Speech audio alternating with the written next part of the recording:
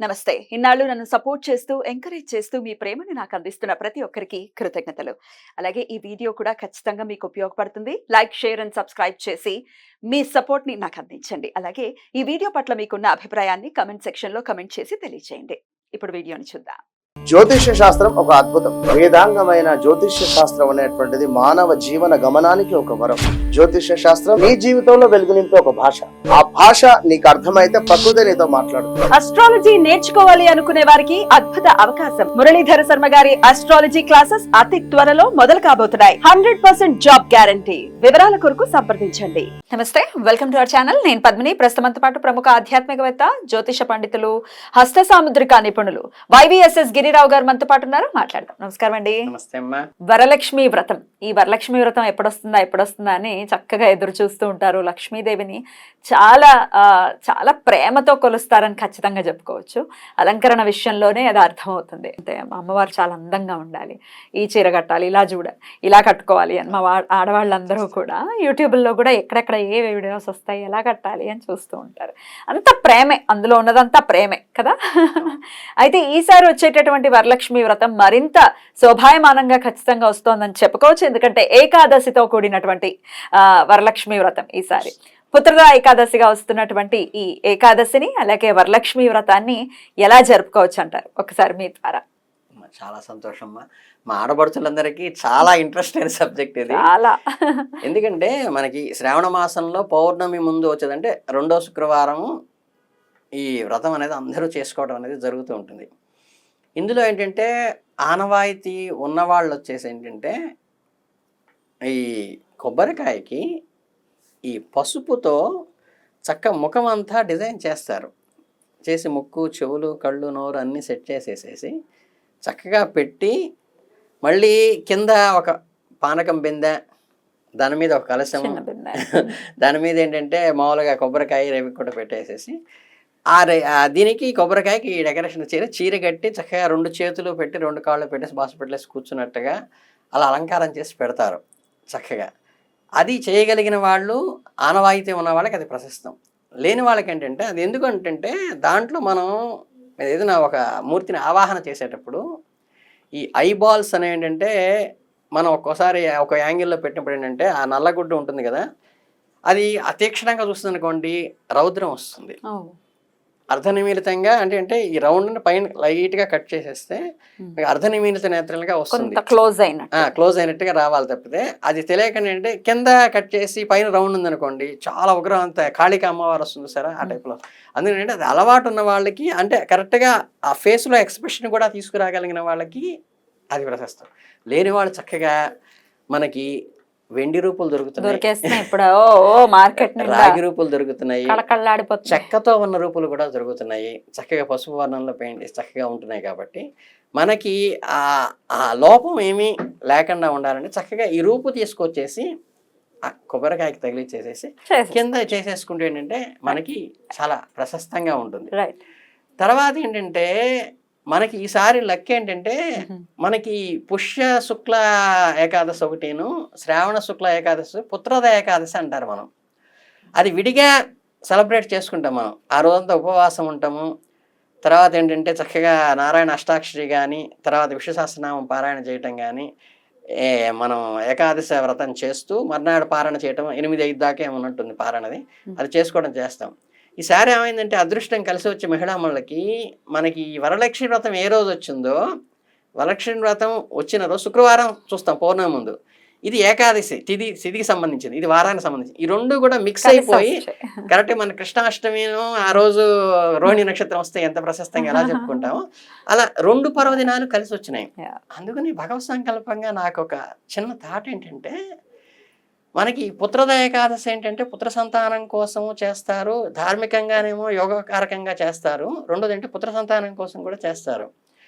ఇది చాలా మందికి ఏంటంటే ఇవి సంతానం లేకపోవటం కానీ, లేకపోతే ఏమన్నా మధ్యలో అంటే మనకి 3 నెలలు 4 నెలలు విడిపోతుంటాయి కొంతమంది, అలా ఉన్నవి కానీ, లేకపోతే పుత్రులు బాగా ఎదగట్లేదు, మనకి వీళ్ళు డెవలప్ వంశాభివృద్ధి కలగట్లేదు, వీళ్ళు ఏదో ఇదిగా ఉందనుకున్న వాళ్ళకి ఏంటంటే చక్కగా మీకు వివాహంలో మీరు బ్రాహ్మణ వివాహాలు చేస్తే కనుక మనకి తెల్లని గుడ్డ పట్టి ఆడపడుచులు ఏం చేస్తారంటే ఈ బొమ్మను అప్పగించడం చేస్తారు. చెక్క బొమ్మ కదండి, చెక్క బొమ్మ, గంధం చెక్క లాగా ఉంటుంది బొమ్మను వధూవరుల పైన వాళ్ళ నెత్తి మీద వీళ్ళకి వసంతం అనేట్టుగా చేసి ఆ అమ్మ బొమ్మను అప్పగించవే, పడ్డనిస్తావా, పాడియావనిస్తావా అని పాడతారు కదా.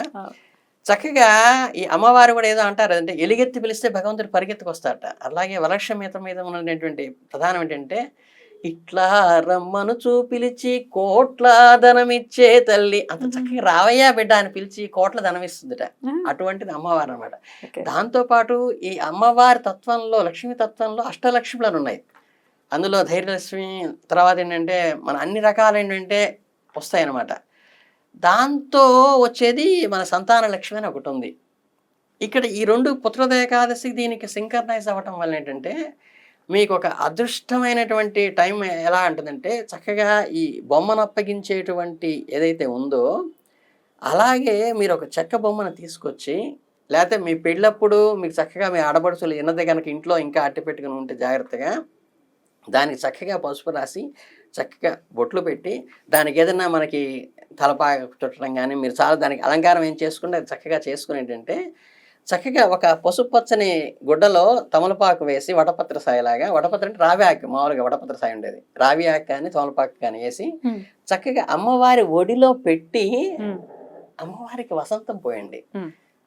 అమ్మవారికి మనం పసుపు నీళ్ళతో కలిపినట్టు గంధము సుగంధ ద్రవ్యాలతో ఉన్నట్టు వసంతం అమ్మవారి ఒడిలో పోస్తే ఏంటంటే అమ్మ నాకు బిడ్డలు లేరు, నీకు నీ ఒళ్ళో నేను బిడ్డని పెడుతున్నాను, నా ఒళ్ళో నువ్వు బిడ్డని తల్లి అని ఆర్తిగా కనుక అమ్మవారికి ఆశ్రయించి అమ్మ నాకు ఇదొక్క కోరిక, నా వంశాన్ని నిలబెట్టు, నాకు బిడ్డనయ్యి అని చెప్పి అమ్మవారికి మనం ఒళ్ళో పెట్టి మనం వసంతం పోసి మన బిడ్డను పెడితే ఏంటంటే మనకి ఖచ్చితంగా ఆవిడ అవిరళంగా మంచి సంతానాన్ని ఇస్తుంది. ఎందుకంటే ఆవిడే సంతాన లక్ష్మి కాబట్టి మనకి సంతానం ఇస్తుంది. ఏంటంటే ఈ రెండు కలిసి రావడం ఏంటంటే రేర్ గా వస్తాయి. వచ్చినప్పుడు ఏంటంటే చక్కగా ఈ చిన్న రెమెడీ చేసుకుంటే ఏంటంటే మీకు చాలా అద్భుతమైన ఫలితం వస్తుంది. ఏకాదశి అంటే విష్ణుమూర్తికి ప్రీతికరమైనటువంటి తిథిగా చెప్తాను. అటు వరలక్ష్మి వ్రతం లక్ష్మీదేవి అంటే ఇద్దరికి కలిపి చేసుకునేటటువంటి రోజుగా కదా. ఆయన్ని పూజిస్తేనే ఆవిడ చాలా చాలా సంతోషిస్తుంది. ఫస్ట్ ఆఫ్ ఆల్ ఇంకోటి ఏంటి, ఆయన హృదయంలో పెట్టుకున్నాడు, పక్కన కూడా పెట్టలా, అదే నరసింహలాగా హృదయంలో పెట్టుకున్నాడు అనమాట. ఆయన హృదయంలోంచి వస్తుంది అనమాట అనుగ్రహం. కాకపోతే ఏంటంటే ఇక్కడ చిన్న ఒక సూచన మాత్రం చెప్పాల్సిందమ్మా.